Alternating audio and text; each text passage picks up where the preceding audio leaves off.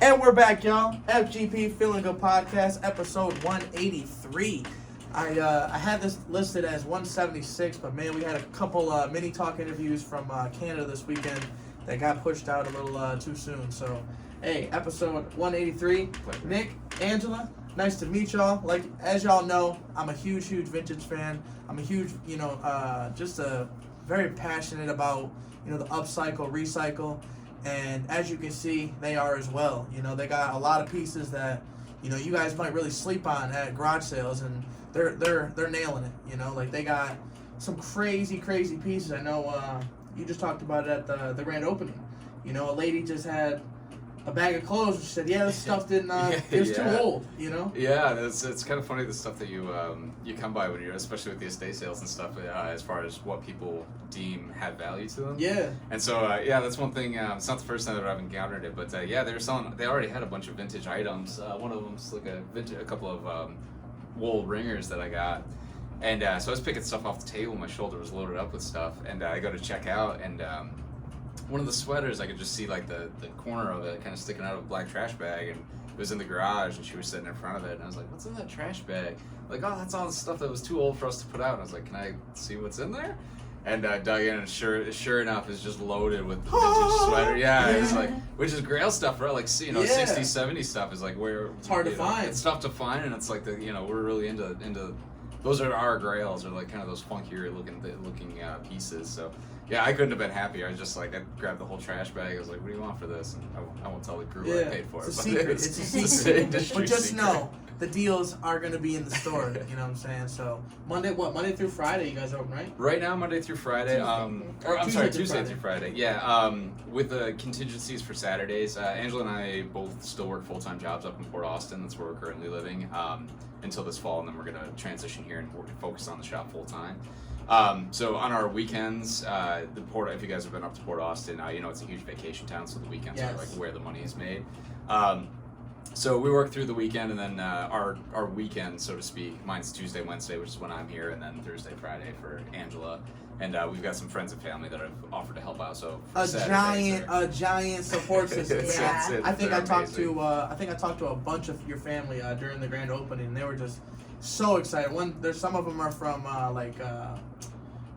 Frankenmuth, some are from farther out of town. And I was like, dang, that's awesome to see. Just having that support. I remember when I first started doing this, I found this Steelers shirt, and I'm like, oh, dude I went to school with. I'm like, oh, it's your birth year, it's our birth year. Like, I'm not a Steelers fan, but you are, and I'm like, brand new shirt, Steelers '93. Hey, you like this? And she's like, I don't like used clothes. And I'm just like, you don't like used clothes. It's like lightly used. Like they don't stain pits, they don't nothing. And he was just like, nah. And it was like that moment where I was like, man, this stuff isn't for everyone, but for the ones that do enjoy it, like, we love it, we will go thrifting for hours. Yeah. And, we're carrying a giant biscuit sack. Right. Biscuit. You know what I'm saying? That might be a weekly thing here pretty quick. Taking the biscuit sack out. Getting the biscuit sack out and just unveiling. Yeah. But yeah, I totally know what you mean. That was kind of one of the biggest stones that I had to get over in opening the shop was, because you try to explain this to people like your family members who don't quite get it, especially people who are around in the areas that you're trying to shop for. And so you start telling them about it, and it's like old shirts. And it's like, well, it's a little bit more nuanced than that. It's like it's got to have a look, and it's got to have a kind of feel to it. Like the material's got to be specific, and we're really trying to present a look, and not just it's not just old shirts. And especially when you tell people, I'm sure you've gotten this 100 times, you tell people that you're into vintage, and vintage to them just means any old ratty, stained up, pitted out thing they got in the closet. And it's like, no, it's got to fit within parameters. Yeah, some type of does it have? Is it like me? I love sexual shirts, or you'll find some random shirts. I've done the porn star shirt. Yeah, what do you do? And it was crazy about that shirt. I actually wore that at the grand opening, and there was a lady. She's like, "Well, that's a little vulgar," and I said, "I'm sorry," and she's like, "Well, I don't know my thing around a penis or nothing." I was like, "Oh my God, wild!" And I welcome. That's an icebreaker. Nice to meet you. With that, that dialogue wouldn't have been opened up had you worn the something Kellogg's different. Tiger wouldn't have been there. Wouldn't have been there. But obviously, did you guys both have that passion when you guys met for vintage, or was it you just kind of soaked it up? Yeah, so I think vintage clothing more so for me. Angela always had a love of thrifting. vintage clothes. Right, and Angela was I more like of to the, wear it. yeah, so she was more the I was more consumer the side of it. Style. So wise, we both but, came into yeah. the relationship with this. We're both younger siblings, so like hand-me-downs were already like that bubble was popped. Like Yeah. wearing used clothes was just kind of. You're cool with it. Yeah, exactly. And we, Wash it. It's good. Yeah, wash it. It's good. And you know, we, my brothers and I, we grew up fairly poor in Saginaw, so it was like that was part of the game. Like you either wore what your brother wore last year for school this year, or you don't get any Right. clothes. And my mom was really good about getting us at least a couple of new outfits, but anything else that we wanted after that, it came from a thrift store. So when I was in like elementary, is when we started, getting a little bit more in the thrift department. Once we started, consuming more outfits as we went to school and stuff, and the age gap got a little. My brother was much bigger than me, and I was much bigger than my little brother. So he's only a couple years, but he grew faster. He grew faster. Yeah, exactly. So. So thrift just kind of became a regular thing, and unfortunately around that time there was, I don't know why, but like in the early 90s, mid 90s, like thrifting was like embarrassing in elementary school. Yeah. So it was really weird to go from that to be like, I'm not wearing anything. And I remember my one particular story is my mom found this awesome Hanson shirt with like all three of the brothers and like orange across the chest said Hanson. And my brother wore it to school one day, and people found out A, that it was thrifted, and B, that it was Hanson. He got ripped to shreds, but because kids are they're wild animals. And so he came home crying and like just I never saw it again. But now I'm like, God, if I had that shirt, I like, love that oh shirt. my gosh, I'm gonna hang. I got a perfect spot on the wall for it. Yeah. But so that's kind of where my love came from. It was like more born of necessity, and then that just kind of progressed with me as I aged. And it's like there's no reason to go buy everything new. 100%. Yeah, and that's basically everything. I don't think there's hardly anything in our house now that's like brand new. Like it's all roadside or like we're not afraid. I can tell you when I shopped at an actual store last. It's all thrift stores, antique stores, garage sales, estate sales. So you could say that like truly for us, it's actually like truly a way of We life. live the upcycle and recycle. Yeah, exactly, and it's just fun. And then you got like these fun stories to tell about stuff, and some of it actually came like that piece of luggage up over there too, like came from a thrift store up in Caseville, and it's got like the guy's name like hand painted on the side. Like I just love that stuff. It's so cool to have something built in history. Yeah. And so like that's kind of that transitions directly into vintage shirts too. It's like the thing that we get the most off on is like the reason that I didn't want to primarily focus on online sales is that I miss that instant connection that people get. And so like shopping here, I've been in absolute heaven. Like people pick up pieces and they'll show them to me like I've never seen them before in my life. I'm like, oh my gosh, yeah, exactly. And so it's like, and you just get the wildest stories. And there are pieces that like I don't know what they mean, but somebody picks it up and they like explain the history to me. And it's like we're always CMU learning. from my 30s. Yeah, exactly. There was one. When I was, I guess we can talk about the start in a minute, but there was one particular piece when I was selling early, and it said, I'm paraphrasing here, but it said something like, I survived the blizzard of 75 and the drought of 79 or something like that. And this guy, I was setting up at his stand, and he picked it up, and he looked at it, and then I think I had like $12 on it or something. It was before I knew how to value things. Vintage was much cheaper a decade ago. Yeah. He's like, after he bought it, he's like, okay, now that I bought this, do you know what this means? And I was like, not really. And there was a blizzard in Bay City in the 70s at some point in time. It was huge, and there's like postcards of it. And he's like, but the drought of 79 or 78 or whatever it was like this year where we had hardly any rain and nobody could get weed like all through the Tri-Cities. And so he called it the drought of 78. And I was like, oh shit, that just added another zero to the shirt. But it's gone now. But that's what I love about it is like people having these connections to it that I wasn't there for it. I wasn't even a twinkle in my daddy's eye at that point. So. Yeah, so that's really what we wanted to accomplish with the store was to get that human connection, human element to it. Yeah, it's definitely. I don't know. I'm sure you've done like events and stuff. Yeah, where I got my start, when I started collecting, I originally set up in a place called East Bank Market, which is where Dry Docks is now in downtown. Okay. They used to actually do a vendor market there 10 years ago. I think it went on for a couple of years after that, like early 2010s. So like I think it ran to like 2020 or 2012 or something like that. But yeah, that was the first place that I officially set up, so I had a booth there. And that was like my first foray into it to see if as like a market tester to see like, am I the only one who finds this stuff cool? Turns out no, I wasn't. I'm not even close. So Yeah, but I did that for just the one summer, and then life just got in the way, man. But I never stopped collecting, and then after I met Angela, it's like I love a thrift just kind of made like this tornado. I can thrift, and you can find stuff. Yeah, exactly. So every time we see a garage sale sign or anything like that, it's like pump the brakes, like let's turn around, go check it out, and yeah, we just never stopped collecting, and so most of the stuff I've been toting around for like a decade, and it was vintage when I found it. And getting back into the game has been kind of tough because there's like this whole new set of tags and stuff that I'm looking for that I was not looking for when I originally started. And so, yeah, it's a whole new experience, and it's all familiar at the same time. So it's exciting. Yeah, there's a couple pages like Vintage Miner. I think he's like a page. He really breaks it down, like fake Nike tags versus real. Like sweet. Russell Athletic tags like throughout the years. You know, like the fake ones. You know, like all types of like crazy shit. And it's just like I feel like he really like tries to educate the community, you know, because like that's awesome. Because people, you know, like that A&W hat, you know, like someone would be like, oh, that's a mid, you know, but then it's like sometimes you really look at it like mids end up being grails, right? You know, like somebody who appreciates it, right. And, like you wear it enough, and you bought it for $5-10, but it's like damn, you know, now somebody sees you wear it so much they're like, damn, this guy either bought into A&W, he owns an A&W, or just like loves drinking it. Yeah, that's what I think about it too. Is like I sold a pair of Levi's earlier, and it's like the thing that sold it was like how they were broken, it like where the holes were. Yeah. It's like the, you know, like the crotch had like just the right amount of fraying, or it wasn't blown out, but it was still like this whole area was like you just still get down and jig it down. Yeah, it's like this guy picked him up for his gal, and it just held him up, and I was like, dude, you're right. Like they're perfectly faded. Fit her. Yeah, it's gonna fit her, and it was faded out. Get perfect. him, Bubba. That's what, so 10% off your next pair. Yeah, exactly.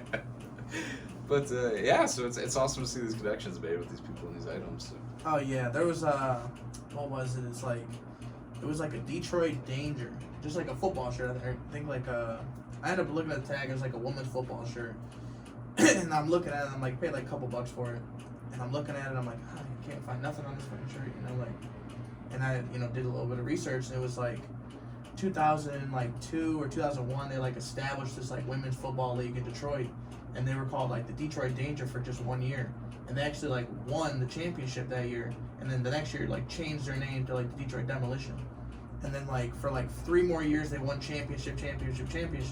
And then like their first loss was like 3 years later or some shit. So that's just like original mixtape version. So it's so crazy. So I was asking this dude, I'm like, what do you think this is worth? And I was thinking like $40. He's like, I would add a couple of zeros to that. You know, he's like, I'm thinking like 400 or like 300. Word, that's awesome. And I'm just like, damn, you know, just like knowing a little bit about like the history of it, you know, like you said, add a zero. You know, just like you can't find it, add a zero. Right, you know, right. It's a little bit hard to find, add a zero.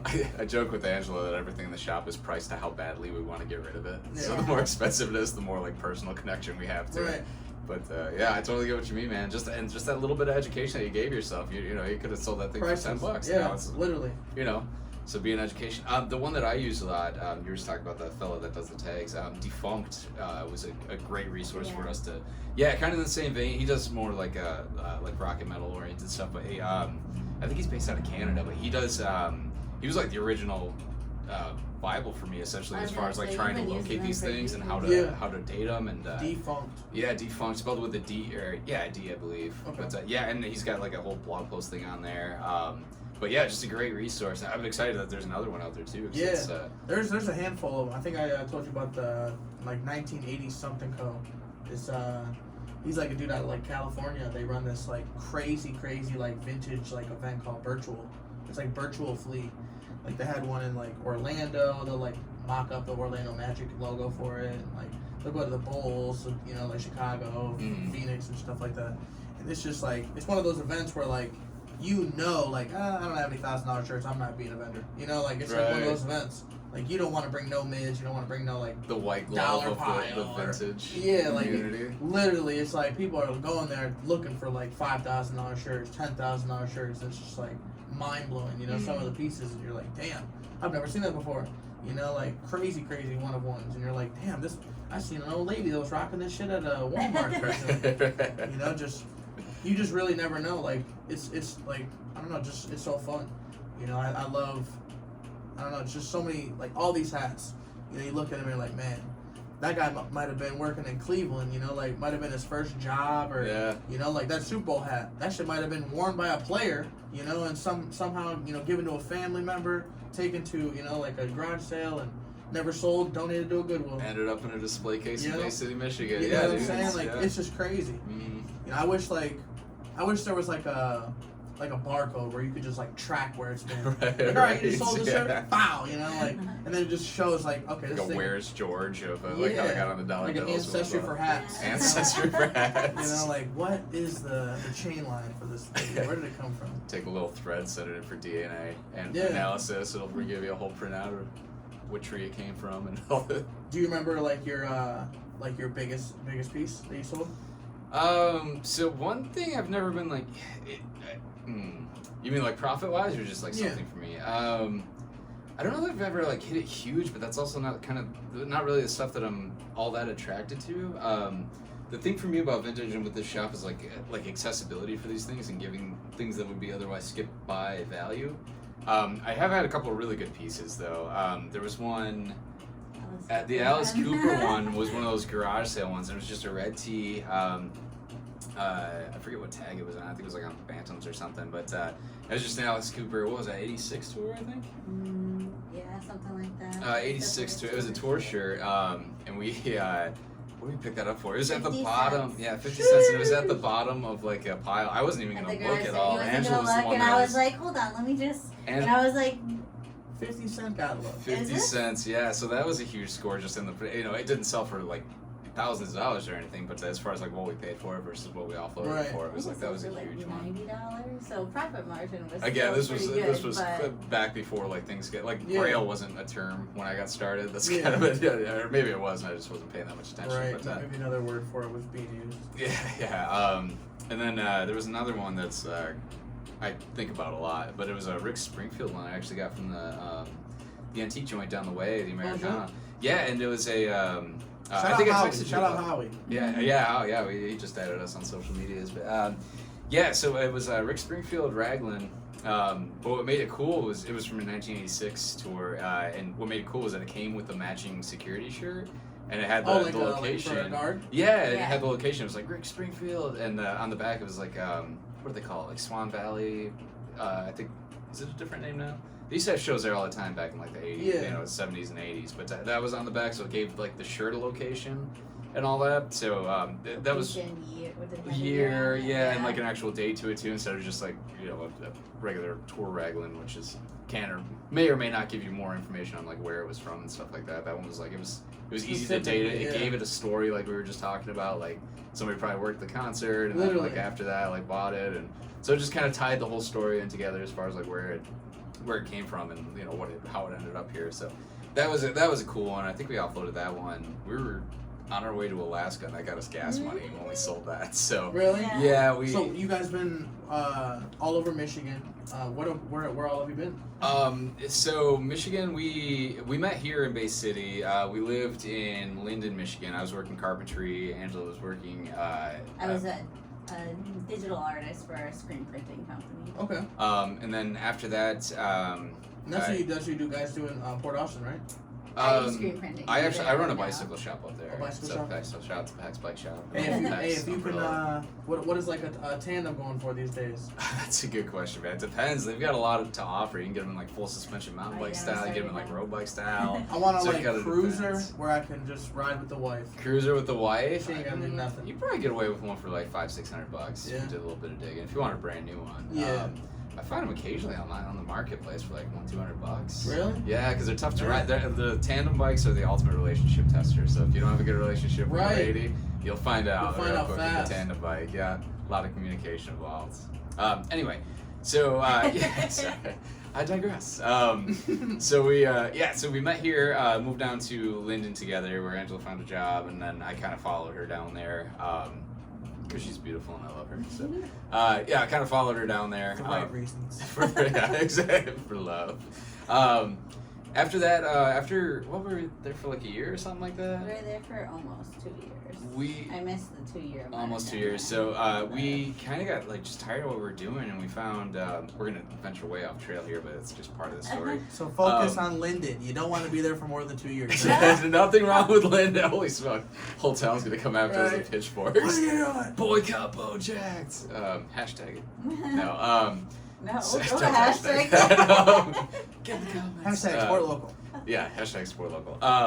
So we ended up finding this, I think it was Angela who founded this website called coolworks.com, and what they do is focus on like seasonal work all over the United States, and they do a little bit of overseas stuff too. But we were just on there looking through jobs, and they've got like everything, like anything that you want to do that's like has some sort of seasonality to it. Any like national park, any like theme park, anything you wanted to do, they've got a job for it on there.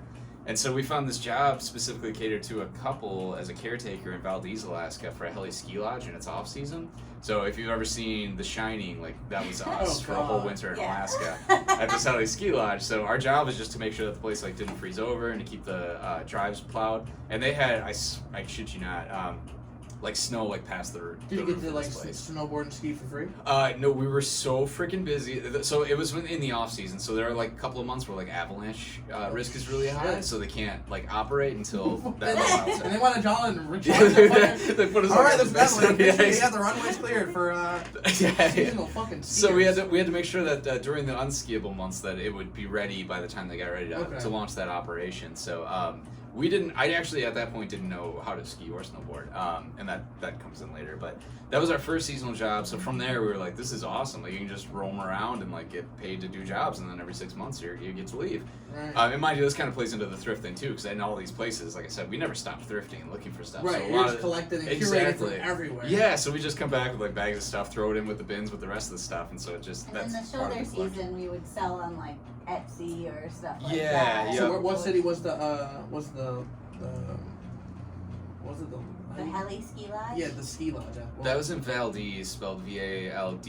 Is that in Michigan? No, that's in Alaska. That was in Alaska. That's where we went to Alaska. Yeah, so anyway, the way that ties in, we sold the Rick Springfield bit, and that got us gas money to move from Linden to Alaska. Essentially, gas was much cheaper than obviously they us all the way there. But $1.20. So yeah, so we went from Valdez, Alaska, and then I got a job as a sea kayak tour guide out in Bar Harbor, Maine. So we spent 2 seasons there, in between the 2 summer seasons. And then Angela worked at a summer camp the first season. Second season worked with me in Bar Harbor.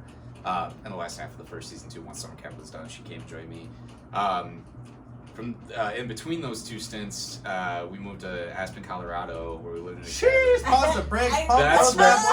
We gotta know where had the best thrift spots out of Linden, out of Bay City, Saginaw, and definitely out of Alaska. Where all of them are so different. Like in like Aspen, it was awesome to find like vintage like Patagucci and like North Face stuff. People don't hold on to their stuff. They like Yeah. go there, get the stuff, and then It's kind of like that, not like in Canada. Like literally when we went there, I shit you not, I had to get a video of it. I was like, this fucking giant pile. There's like, and it's not just one. It's fucking driveway after driveway after driveway, like throwing away like furniture, couches, and I'm like, what the fuck? You know, it's like this is madness. Yes, you know, like right. You see people just dive in it, and I'm like, wow. If only I could just take things back to America. I feel like I can make $800 right now. Right.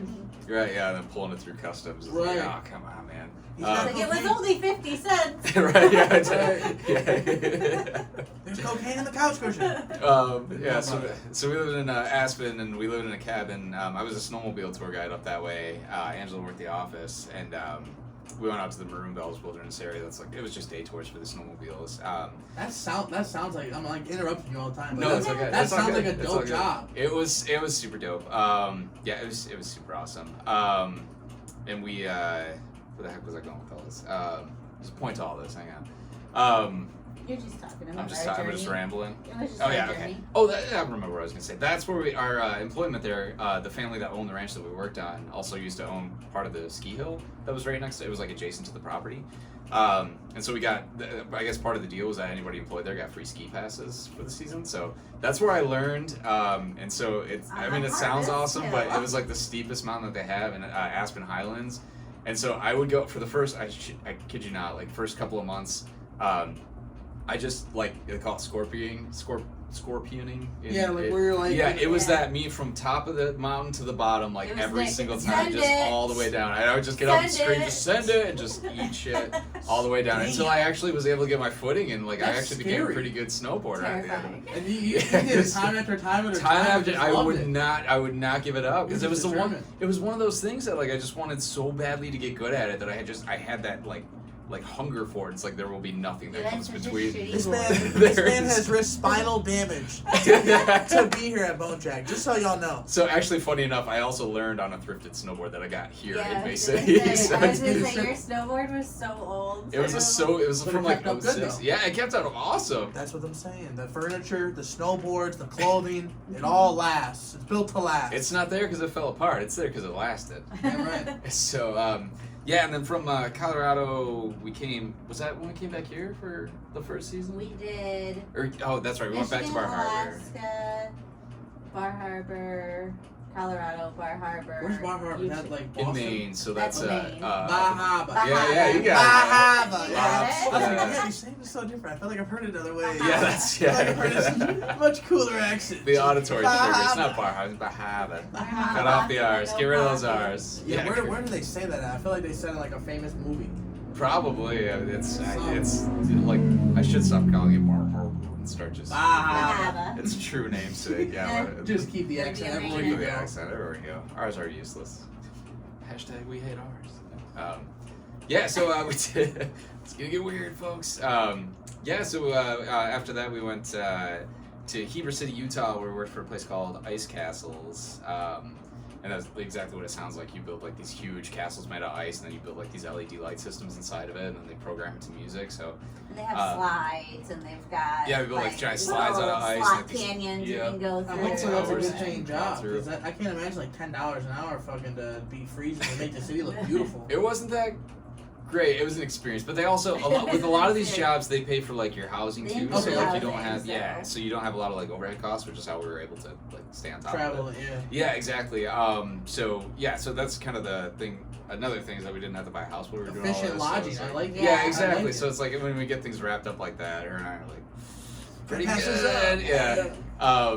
And then what was our first year that we moved to Port Austin? It was after that. It was after that, yeah, you're right. It was Yep. 2018 was the first time we moved to Port Austin, where we worked at Port Austin Kayak, which takes trips out to Turnip Rock. I'm not familiar. Oh, you gotta look it up. It's like a geological like, Yeah, landmark. you're gonna have It's to write huge. me a list of Yeah, it. right. Yeah, just I'll draw you a map of Yeah. like, and then you can kind of figure.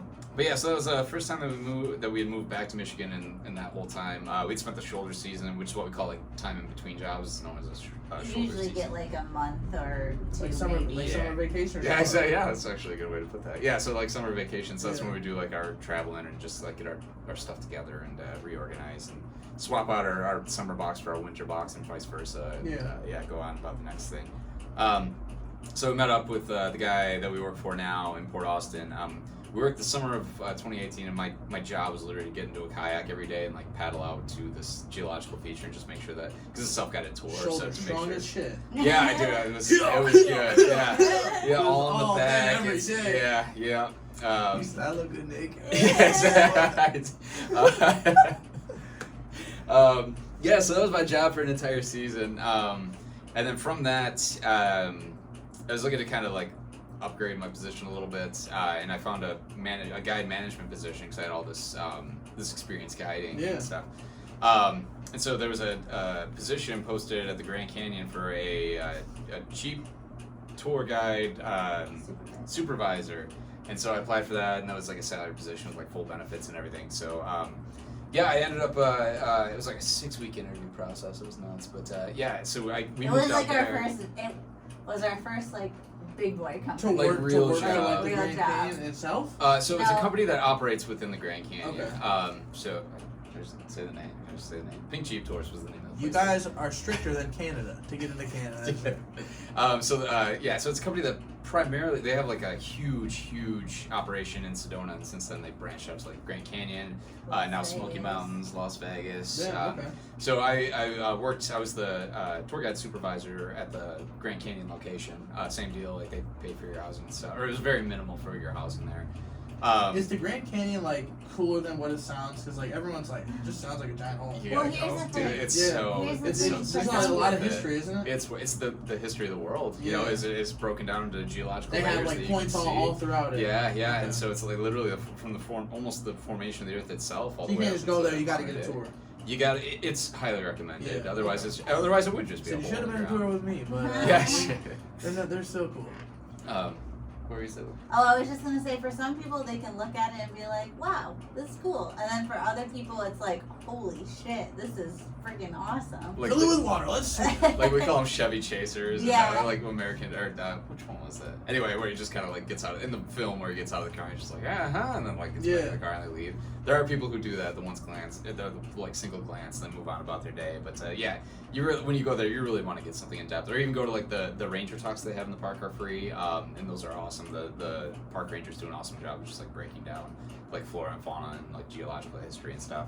Actually, there were a couple of teas in here from there. One thing that ties into this all ties in. So it all ties. they have a lot of people. It's a very transient area. It's where like people come, they work the season just like us, and then they would leave, but they leave behind stuff. And so every year at the Grand Canyon actually holds a yard sale of things that they found from people hiking through the Grand Canyon, the workers up top at the rim that just left stuff. Yeah. And so we found some of the best shirts, including like that country music and bluegrass festival one from Basin, Arizona. There's one that Angela kept as a personal work shirt. Oh, it's in the car right now, but Is it? yeah. Who was that? It was. It's escaping my mind right Who's the now. guy that was saying? You guys are gonna yell at me for that. I should know this because my hand is shaking with it. Come on, people now, smile. Anyway, that guy did a show. Sing more. You have a beautiful voice. Yeah, that guy. It's a super bad drop right there. Yeah, you remember nice. that? I do. Make them sing. So there was like this one-off show that this guy did at one of the tiny little lodges at where we lived, and so it's like probably the only one of these shirts in existence, but it was at that garage sale. So add another zero. exactly, Add exactly. Zeros just keep piling up. Yeah. So again, just tying the story, like we never stopped. Like we always. That's awesome. We did this. So we worked there for just under 2 years, and then we moved. COVID kind of broke out, and we kind of assessed some stuff, and decided it was probably time to get back due to a number of things. But number one was like aging family members and stuff. It's like this. If things keep progressing, then this might be the last time we can talk to a lot of these people. So we kind of made the decision. Family, friends, yeah, just the whole being around people that we know. Yeah, so there's a lot of love, like I said. Yeah. Shout out Nick too. Nick too. That's a whole other segment of the story too. That is part of our story. That is part of our story. Anyway, that's how we ended up back in yeah. Port Austin, where we are now, and we're trying to make the transition here back to Bay City. That's a whole other. Speaking of Port Austin, before we move on, you guys have been to what is it, the Grindstone General Store? Yeah, Grindstone General Like Store. the giant ice cream. That was like one of the first boxes. things Jacob talked to me about when we had an actual conversation. Yeah. I was like, Grindstone General Store. I know an ice cream shop. My dad still talks about those too. Yeah, I went there with my iconic. family, and it was just like a random place, and I'll just like never forget it. I'm like, this ice cream is just one of one. You know, I don't think you ever get that big anywhere else. No, they're so it's amazing. I've shopped there, and they make their own ice cream too. Really? Yeah, they make that stuff. See, that's even more incredible. Just like how small of a shop they are, just to do it all. Yeah. Going on the map. Yeah, it's awesome. It's an awesome operation. Just everybody that goes there remembers. I promise you that. It is special. You can't. The stains on your shirt will be there. When I find your shirt in the thrift store someday, make sure you don't. Or call him first. I'll be like, I know that Grindstone General trip that you got on that thing. Anyway, so Nick too, awesome guy. He's been a friend of mine for a long time. But my family actually used to own Ewald's Bar in Old Town Saginaw. So you park under the Court Street Bridge, and you go there, and that's how we got acquainted with one another. But yeah, he used to come in, and he'd close the doors down. He'd come in, and he'd always just like throw money on the counter and be like, "Make me whatever, as long as it's weird and it's something that you've never made before." So I would just like pick stuff together, just like throw it at him. By the time he came in, he's usually already to a point where he's like, it didn't matter what you gave him. It was kind of, he's game for it. So, yeah, super huge supporter for all of this stuff and all of my professional endeavors. He's a good friend, solid friend. Yeah. I could tell from the like 3-minute interview. I was like, this dude is a fucking solid friend. Yeah, he had a lot of love for both of you guys. Yeah, absolutely. He and his wife Audrey, they've been there for us for a long time. Lived with him, shacked up with him for a while when we actually first met. Yeah, when we first met, he lived in Saginaw. Nick was living in Bay City, and I was living in Frankenmuth. So he was like the I rented a room from his house. We had a room in his house that we would meet up on our days off and hang out, and we'd party.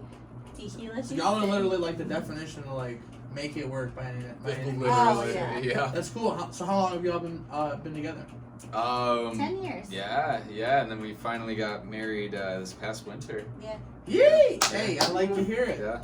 Yeah, at the beginning of March. Beginning of March. Yeah. Well, I guess technically spring, but yeah. And so that I don't know how how sob story you want this to get, but I can. Hey, it's your show. A little bit It's your into show. it. I'm all for it. Yeah. So Well, it ties into it does all time. That's why I'm I want it all. Yeah. So You're getting give me all the chapters. You're getting the full. The full audience book. is getting. What do they call that? The tell all. You're getting the tell all on this Tell-all. one. Yeah, so so we're obviously living and working up in Port Austin. Angela and I flew out to Spain in November. Yeah, and so that was a whole thing. We've always wanted to go overseas. Spain, the thrift game out in Spain is nuts. They have them in like every corner, and you buy by like the weight, so it's like by the kilogram, and you just load up bags with it, and that's how Is they there buy like and American, sell. a lot of American That's shirts? what they call it. So it's a tienda de ropa, which is a clothing store. Americana vintage. I don't know how to say vintage in Spanish, but it's like American vintage is Vintage. what they're. Yeah, something like that. Yeah. So, but that's how you do it, and it's just like it's packed. It's like, and they have these tiny. It's not like shopping in America. Like the shops, at least where we were, are like highly specialized, and they're like this size. So it's like the prosciutto store doesn't sell like cheese or anything like that. Like you go next door to the cheese shop. If you want prosciutto, you go to the prosciutto shop. You want cheese, you go to the cheese shop. Nike, Reebok, Exactly, like super That's hyper cool. specialized. Or like all sports in one, all television. Yeah, and That's yeah. cool. all, And so you yeah. get to like the bigger cities, like We're having our own Barcelona. niche. Yeah, exactly. Like some of the bigger cities will have like the bigger outlets and stuff like that. But for the most part, like they're hypers. They're fantastic at what they do, but they do one thing only. Curated. So yeah, highly curated, highly specialized in what they do.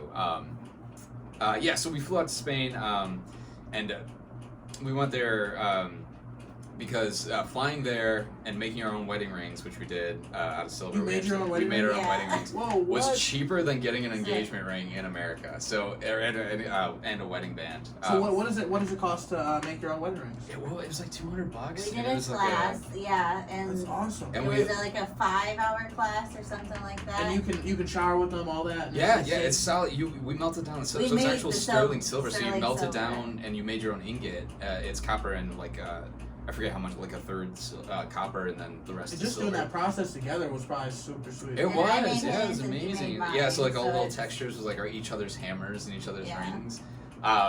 Yeah, so it was cheaper to do that, to buy plane tickets out to Spain, do the whole experience, make our own rings. We're and gonna come back with pause rings. this a minute. You guys can go get the tissues. You know what I'm saying? It's It gets we save gonna the get tears. sadder. It takes a downturn pretty quick here. He said, smiling. Where's this weirdo going? So we got back from that, and then we were getting back to work. And in the wintertime, when we're not running the bike shop and the kayak shop, and Angela works the print shop, she makes all that, because the guy that we work for owns a bunch of different businesses, so every location. How many has hours a different day do shifts. you guys sleep? Oh. So it's 17 minutes yesterday. Yeah. Oh, it's 8 hours a day you're supposed to get? I've been around 8 hours a week this whole time. No, it's 6-7 hours. We'll make it work. We make it work, but like from the time I open my eyes to the time I go to bed, we're busy, we're doing stuff. Yeah. There's no rest for the wicked here. Anyway, so we got back, and usually I take on like building projects and stuff for all the locations. Like I was building in the wintertime, so I was building out like Adirondack chairs and tables and stuff for the restaurant. And one day in late January, I got a phone call. Early January. It was like mid-January. It was like the 17th or something like that. She had found out, and we're getting ahead of ourselves. It was from the most important woman in my life, second to my wife, of course, my mom. And she broke the news that she had been diagnosed with some sort of cancer. They had yet to figure out what it was at that point in time. And so, it was pretty bad. And God, there's so many rebels. I forget how much stuff has happened until I get to talking to people. So I was diagnosed with thyroid cancer. I don't know if you guys can see. I got a big old scar on my neck. When I was 20. So when she called and told me that, it's like after being through that with her, she was like the number one person to be there through all that stuff and like give me the appointments to make sure I was staying on top of things. So when she told me her news, it was like, it just kind of like clicked for me. I texted my boss, was like, hey, I was not expecting this at this point in my life, but this thing came up. My mom's really sick, and like I already knew kind of like what the process was going to look like, and because like I said, we had been through it together, so I knew what we were in for. So I basically dropped everything. I moved in with her, and she lives in the South End. So we dropped everything. I moved in with her, and I took care of like making all of her appointments and like keeping like everything on task. Yeah, and I remodeled her house too. So we made like the bath, because by the time I got there, she was hardly mobile. Like it had progressed that fast. Yeah. What form of cancer was it? It ended up being pancreatic. As far as we can tell, this story's so sad, dude. Like we didn't even get to a point where we ever got like a proper diagnosis for it. Because it came it was 2 months from diagnosis to end of life. Yeah. So that's how my mom's or my wife's grandma was. We found out literally like she literally fainted and had like a seizure, and then 2 months later she was like on hospice and it's that fast, dude. It's scary. Even the doctors were like, this is scary, and it's like, yeah, man, you're right. So yeah, I moved in and we renovated her house and everything and got it like accessible for her and stuff. And so we were living like in her house at the time. Then Angela joined me. Just like a week. Yeah, it wasn't that long after. So both of us were like, it was towards the end. It was like a 24-hour kind of thing. Like we just monitored her. And my brothers also pitched in. My one brother came up. He lives down near the Detroit area, and he came up and. He actually had a background as an occupational therapist, still does have a background as an occupational therapist, so a lot of like giving her mobility, or like just how to like get her from the couch like to the bathroom and stuff like that. Like he went to college for that stuff. Yeah. So he's insanely helpful. The rest of the family members helped out like wherever they could, like with the building projects and like financially and stuff. So we had a ton, like you saw, like giant that village. My sister came up. Yeah, Jessie, my sister. Yeah, sorry, missed a bunch of school, but was able to. When I was able to like stay on top of it, it's right. Just his whole family is just amazing. Right, like even my biological father and my stepmom, they pitched in financially and helped us out where they could as well. They lived down in the Ann Arbor area, so it was just it truly was like a tribe experience. Yeah, and so the way that ties in with the vintage store today is that. So I just left my job for that time, and I was like, I don't know when I'm going to be back. I don't know if this is going to be weeks long or if it's going to be years. I don't know what we're looking at for a prognosis yet, and we never even got that far. So while I was here, I started thinking about like money and stuff as you do, because we had saved up enough to kind of like sustain ourselves for a couple of months, but not too much more if it was going to be like years long. Yeah. So I started shopping around for like jobs in Bay City, just something to get me by, and. Because Angela and I had taken up the career choice that we did and kind of this more transient, seasonal hospitality kind of thing and tour guiding, there was not a single job in Bay City that would look at my resume or anything like that. Because it's all like, if you don't drive truck, if you don't work in a factory, if you don't kind of specialize in something that the area has, then there's really not a whole lot for you here. So after applying to like X amounts of jobs, I finally bit down and applied for unemployment, which I try to avoid doing because we don't have it as bad as others. But it was like I gotta kind of get this squared away so I can make sure to take care of my mom. We tried for like a caregiver position for me too, to where like insurance would in some cases. But I guess nothing there. I tried for unemployment. And they basically told me to F off. They were like, absolutely no help there at all. And I tried to.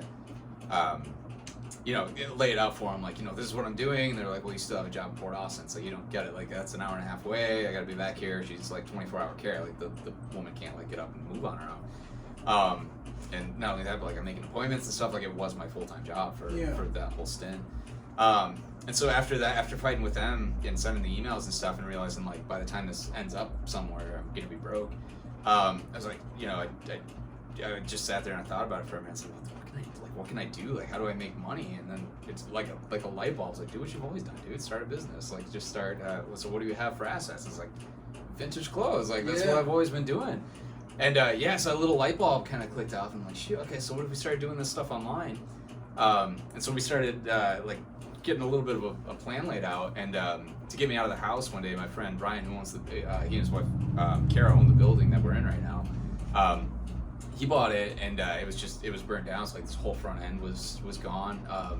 There was some speculation that some foul play had been involved. So somebody threw something in here, and the whole front end was burnt out. But he spent a couple years getting this place up and going, and the overhead door in the back is what he was really chasing, because he works on cars and stuff. So he's got his his little shop area back there. Well, like right here, right? In the back, right here actually. Okay. So that's a different thing. He works on his own personal vehicles here. So there's two separate ones then? Yeah. Okay. So he doesn't work on other people's. He just works on. So not like this guy. I feel like it's like an empty shop. It almost seems like. Yeah, I don't. I think an extension of this place could be a fucking great spot. Yeah, so we're hoping to expand quickly, but yeah. So I came up into this space because, like I said, he keeps all his shop stuff in the back, and this was just empty. And I was like, dude, what are you doing with this? He's like, not really doing anything. I was like, dude, like, do you want to be? Like, can I set up here? And he was totally fine with it, and. Yes, we started moving the stuff in and getting the process ready, and then in between us getting this space kind of prepped and like going through our inventory of what we already had and like buying some of the fixtures and things, and we had submitted the paperwork for the business license because you need one of those to operate this kind of shop in Bay City here. During the process of waiting for that to get fulfilled through the inspections and everything like that, my mom passed. And so we were kind of caught in this weird position where it's like we can't continue living in her house because that was kind of a weird situation to begin with. Not weird, but it was like she had her own things going on with the house. Yeah. It wasn't a place that we could continue staying after she passed. So it's like we didn't really have a place to move to. We didn't have jobs at the time, and then we knew that this was going to continue to cost us money to get it started, just because it's a business. It's how it goes. And so that's why we're back in Port Austin, so we can like settle things there. I run the bike shop up there, and that's they didn't really have somebody to take our positions We have specialized during that time. positions. Yeah, we have like very specialized Right. positions up there. So we decided to clean up things there, like sear the knots, sear the loose ends, and get all that tidied up, and come work here and build this as we're doing that. So. Angela and I are doing it. I love Angela, it. yeah, we're Making 7 it days. work. We're 7 days a week making it work. 2EO. Yeah. Yeah, it's definitely from I'm sure for people that are listening or watching, it's as to be a couple to go through as much as you guys have, it's inspiring. It's almost like, hey, if you can't do it, look at Angela and Nick. Yeah, right. Thanks, They like it's you guys are definitely doing a lot of more inspiration than you know. My ego loves to hear the North Star take Tell on me that. more. It's like, yeah, keep it coming. No, that's thank you for that. That's nice to hear. Yeah, but it's true. I mean, if you want anything to work, I read somewhere one of the biggest things in social media that I've ever read. I don't take much from it, but one thing was that I read that stuck with me was like. The only thing that you have on this earth is your time and your focused attention. Your focused, both those things combined together and applied to anything is your like a literal superpower. Like anything that you focus those things to, those energies on, will grow and it will become better and it will sustain and it will continue to get better and become an asset for you. So that's what we're doing here. Is like any spare time that we have, we're like hyper focusing the energy, and I mean. I couldn't have imagined this space the way that it is and the way that it came to fruition ending up better than this. I'm so happy with how this place is. And it looks so different already from like day one. Yeah. I feel like there's like so much more room, and I feel like maybe you just got that wreck, but yeah, I swapped these. We did a couple of We things. did It's get a kind of couple it's of- kind of Tetrisy where it's like everything belongs in here. It's just how to make it work and still get a flow. Because that's another thing too is that I will not stand for like. Just Angela. Oh, I shouldn't say I should. Angela. Yeah. Because I was trying to put like another rack right here, but one thing that either of us can't stand is like poor flow in a shop. So we weeded that out right away. It's like we can't be having people stumbling over each other. Like we have to have a good. like And there has to be flow enough all around. room that like two people could stand with that rack and at this rack, and they're not gonna. Right. Right. So that kind of that explains the layout of the shop. Is like everywhere that we have anything, we made sure that there's enough space for two people to be there to be able to look at things. And like even the way that we laid out the shirts is like, oh, these ones are facing that way, so that as you go around and you get to the side, you're still looking at the front of the shirt as you're making Yeah. that. So And if you guys were here on the grand opening, there was like 4 or 5 people on each rack. It was, it was there was wild. enough room for a pretzel prize. There was Oh yeah, pretzel fry. You Yeah, know, that was awesome. Yeah, Yeah, it was a good day. Those pretzels were fire. they're The so cinnamon, good. the cinnamon ones. Shout out to Chloe at Pretzel Prize, man. Yeah, For real. See, those Yeah. things were For fire. real, they're so good. And that another bit of the story. One of the reasons that we had that is awesome because she makes awesome product, but also my second job was I worked at Annie Ann's and made pretzels for like 3 years. So I actually damn. opened up the Midland, Saginaw, and Bay City locations. So Damn. it was kind of like coming full circle. It's like very first job was a newspaper boy, and that was when I was like 13, 14. Woo! Yeah, I used to help my buddy. Devon do that, and That's 7 work. days a That's week, some work, baby. man. That's Yeah, some work. 7 days a week. Underpaid. $100 a month if you're lucky with tips. Yeah, it's just like, I don't know, that is a job where like you really trick the worker, like Right, yeah, right. I don't know, it's just like damn. That's why they focused on kids until recently. Now it's Yeah. all like, these guys have like hundreds of different. They'll take up square miles and stuff. It's not like you don't get the cute little paper boy on the bike with the orange bag anymore. Yeah, we used to have some floor. land on the roof. Yeah. We used to have crazy dogs, throw it at them. Yeah, Just like trying to see how far you could throw that shit. You know, like, This let me one see guy how. this one guy on my route had a Great Dane and it just had puppies. I've never been more scared in my life when I went out because they were just laying in the grass. Have you ever heard a Great Dane bark at you? Like it's all the way to like through the chest and into the back. And I was just like, oh. The guy, like dog owners, nothing against He's dog gone, owners. he's Yeah, gone. exactly. He's Like, fine. oh, she wouldn't hurt a fly. Yeah. It's like drool. Like clearly, he sees me as like I'm going. Right near Not a much, baby or some shit. if you can imagine me being tinier than I am now, it's like, it's a little piece of jerky for this thing. But yeah, anyway, I totally get what you're talking. Yeah, dogs, the rain, snow, ornery old people. It's which is where we get most of these shirts from. So thank you, ornery old people. Yeah, paper boy, and that is a lost art for sure. Lost art. Yeah, it is. Yeah. It is definitely. You if you did it and you know about it, you know the grind that you. It's true. And I feel like that grind, it kind of, it instills, and I feel like a lot of people that have done those type of jobs, they go on to be successful because they know, damn, I know what hard work is from the rip. You know? I'm like 7, 8 years old getting it on. All day long. I guess I never connected those two worlds, but yeah, I mean, like it's right early on. So that's kind of everything. I guess that's my whole, what do you call that, resume for you. Yeah. Laid out more on that that. is how we got this bit. That's how we ended up here anyway. So what is I guess for the rest of the year? What is any goals or kind of big things coming up? So we've got even for the shop or for us individually? For both.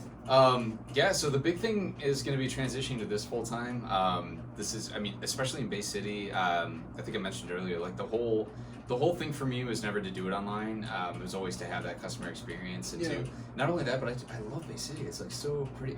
And this is coming from somebody.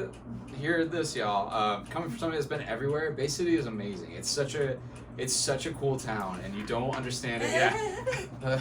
What?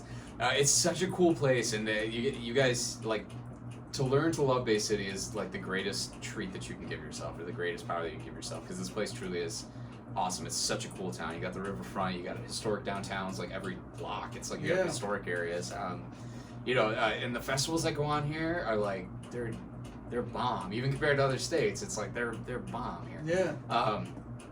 So it's just I can't say we that got bridges, we got trains, and everything else. Yeah. So I don't know that when I was younger I ever imagined myself being back here. It was truly a thing of like go out there and see what's available, and then like you'll probably end up coming back. This is where your people are. This is what I know. He's been to a lot of places, y'all, and he's back here. So hey, and I want to hear none of y'all talk about these Bay City Central items that I'm selling. You better love it. So the goal was always to, and we talked about opening up the shop other places, but it's like Bay City, as far as like the price point that you can get into with like a storefront, and like it's still accessible, and especially with like the shop, like you got the antique stores down the way, you got like the garage sales here are epic in the summertime. Awesome. It's awesome, between that, the festivals, and like just the amount of people, like this place is like living and breathing in the summertime. It's definitely going up. It's definitely going up. Yeah, I'm bummed that Chucky's still isn't, the flea market still isn't across the street. So that food was just it was so low key and good. Yeah, the food was awesome, and like the vendor spaces there too was like, again, I went there every weekend. I was there. I was riding my bike to the Chucky's flea market next door, and every weekend I was there, like digging through the dust and stuff, and found some awesome pieces there. See, I never looked at clothes back in the day. It was always like, all right, I'm looking for like cap guns. Right. I'm looking for like food. Like I remember this girl Naima, she had her mom like selling these like banana bread muffins, and it was just like, what the hell did I just bite into? This is the best thing I've ever They eaten. had everything. It's not just that. Like I got different tires for my car while I was there. Like changed my tires. I'm gonna go dig through these old rusty bikes, and you find guitars there, magazines, anything, every little thing. Yeah. Find like a radiator cap for like a '86 Monte Carlo. For some reason, somebody had that just on the table It's just somewhere. fun. It's just fun. Yeah, so it's just like the Treasure hunt. It truly is, you know. It So truly is a a treasure question I hunt. got. So we have. I got some. They're like in the Grand Rapids area. It's like Bayless Vintage. There's you know, just like kind of some of the like the true quality vintage heads like yourselves. You know, they have like some of the stuff that, you know, it's like the 60s, 70s that you don't really find. And I think that you know, you guys would hit it off. You like hit it off. You're like, yeah, for real, for real. So Awesome. we definitely got to make that connection happen.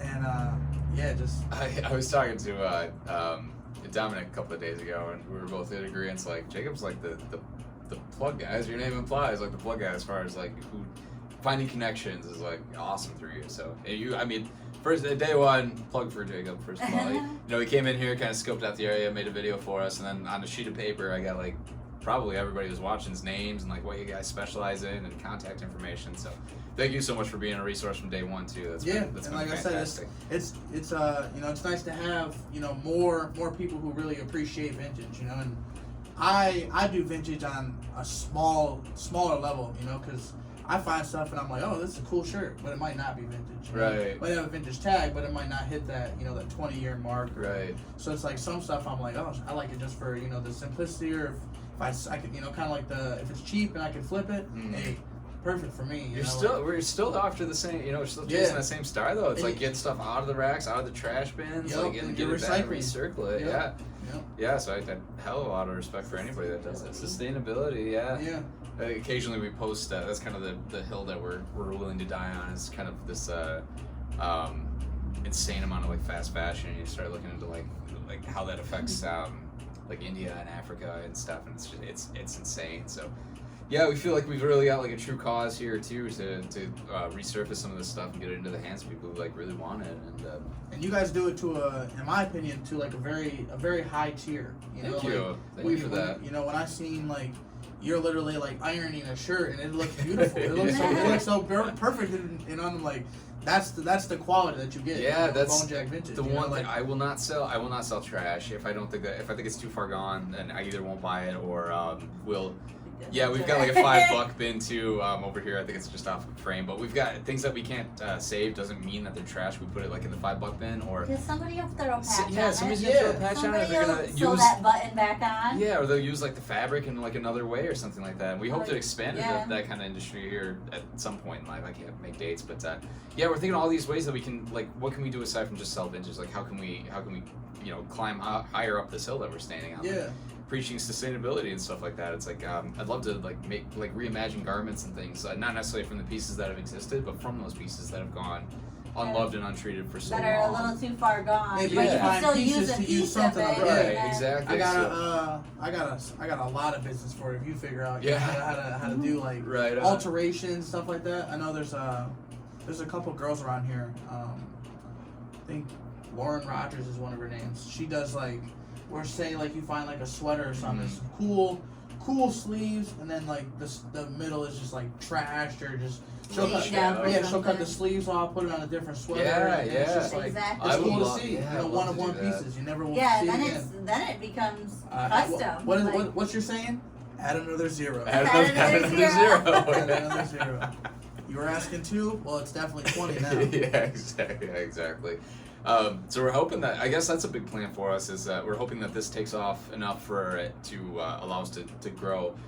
Every dime that we're getting right now is going back into the business and we plan on keeping that way as long as it will, as long as it has, as long as it'll allow us. But we'd love to move into a bigger space and be able to offer kind of a more, I guess textile friendly, where we're doing a lot of these vintage mod things, or at least offering spaces where like, because when you reached out to me, I had no idea that there were that many people in Bay City alone that were kind of in this thrift market. It's a whole new. It's crazy. It's a whole new crowd as we come back into it. You got Punk Unit. Dina's. I worked with Dina at Lucky's. Oh, geez, I'm not done with the. No, you're not done. I Go worked back with to the Dina at book. Lucky's too. So yeah, go back to the resume. We're checking off all the marks. I love Lucky's. A secret tip that a lot of people don't know. They might change it soon, but you can actually call to go and get a kids meal, and it's actually about the same portion as a meal, and it's for $10. So there was one point Yeah, where brother. we called for 7 kids meals, right? And they were just like, "Why so many? You don't want any adult meals?" I said, "No. I run a daycare, man. We're drinking, and we already ate, and just giving the kids something good. It's just like we're all eating, all adults, and it's just like we're just gonna tell you that. Make sure you get extra bread." Yeah. Oh, extra bread always. So Dina, we got you. You got Jeff with OG Vintage. Yep. They do him and his son Levi do MI Vintage as well. Yep. They've come in a couple of times to support us in our adventures. Dami Thrift. I know it used to be Dami Thrift, Dami Frick. I think it was a couple, but Yeah. I actually know. I went to school with his sister Natalie. So shout out Natalie LaBella. You used to talk about your little brother all the time, and it's funny now that he's a big vintage collector in the area. So yeah, he's been a huge resource for all you guys. Honestly, have been so. And that's awesome. how it should be. We should definitely all come together because that's what it's about. Yeah, absolutely. Which brings me to my original point. If we can kind of get this area where it's like a workstation kind of thing, for you guys that are out there like doing the business, to come and be able to like work on these things. And, Yeah. if you find something with like a tear in it, instead of being like, oh, well, let's either take less for it because it's damaged or pass it up altogether, to be able to bring it to like a place and be like, or to a shop and be like, I've got all these tools accessible to me and all these kind of little parts and pieces that I can make this thing into something great again. So I think he's starting something special here. Bonejacked Vintage, the home of the only vintage modulating. I don't even know what you call it. Modification. make it up right now, man, because Yeah. that's what's gonna stick. Mod it either way.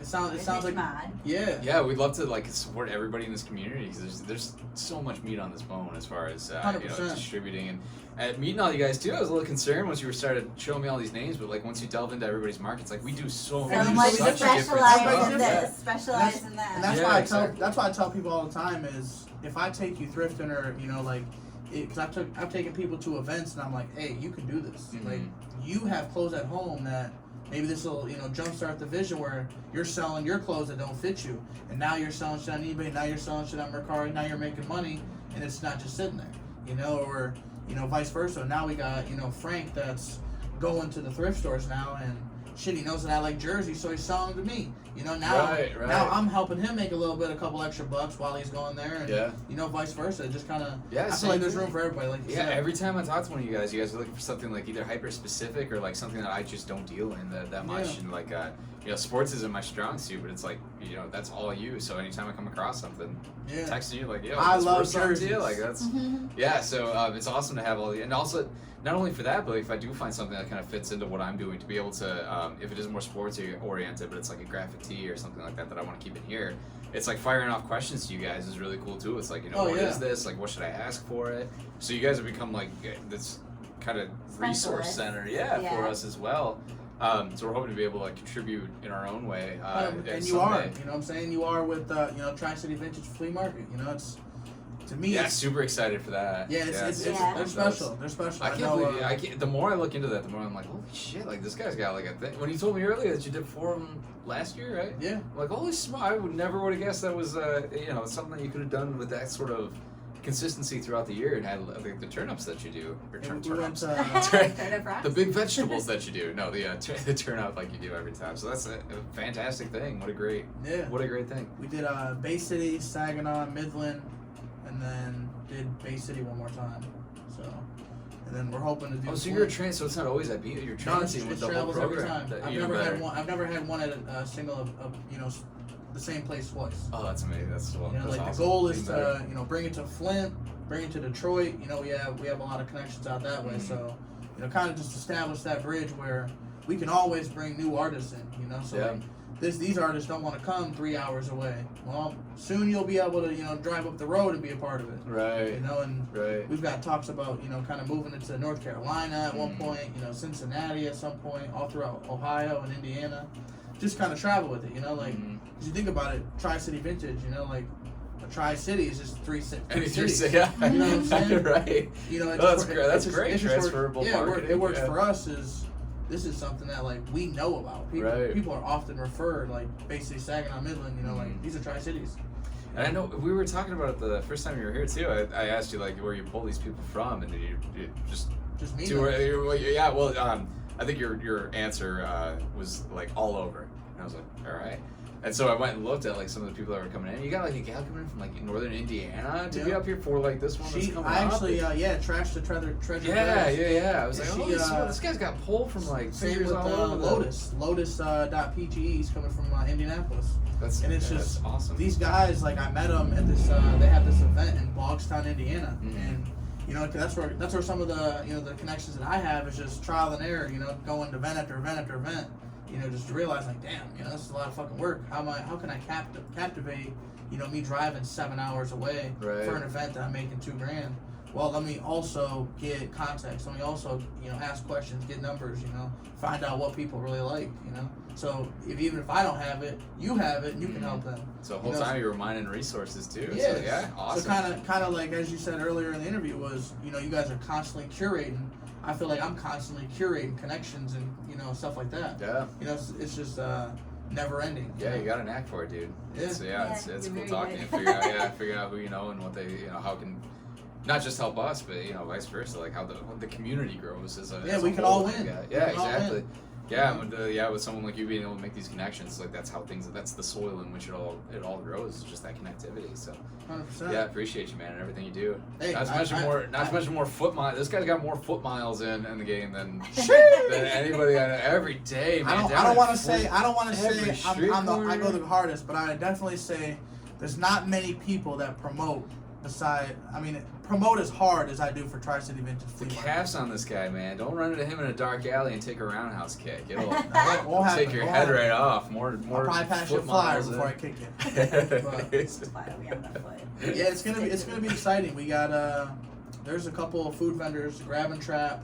We're gonna have hibachi. It's gonna be crazy.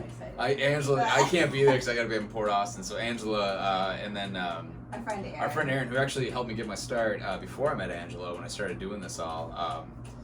She's a big part of the story too. Actually came up with the name for it, but she'll be there as well if you wanted to pick her brain about the origin stories of all this too with Angela at the Tri-City. So you picked the name. Where does the name come from? Was it kind of just a... So Bonejacked, Erin who's now married to my brother, so she's still like in the family and everything too. And she's in our absence, her and my brother would actually sell these things. They kind of took on our collection and kept it alive and sold under their own name, but kept the collecting and everything going.